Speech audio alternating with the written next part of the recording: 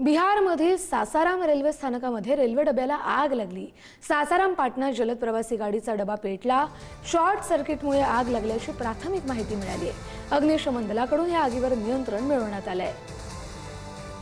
आगीचे हे दृश्य आपण पाहतोय। सासाराम पाटणा जलद प्रवासी गाडीचा डबा पेटला।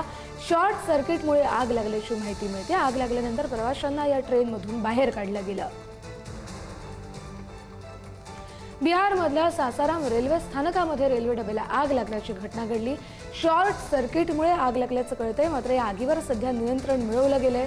बिहारमधली ही घटना, सासाराम रेल्वे स्थानकात रेल्वे डब्याला आग लागली।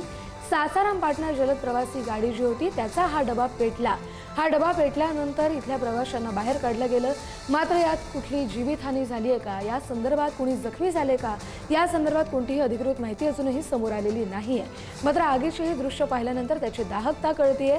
आगीवर सध्या नियंत्रण मिळवण्यात यश मिळालंय, मात्र बिहारमध्ये सासाराम रेल्वे स्थानकात शॉर्ट सर्किटमुळे आग लागल्याची घटना घडली।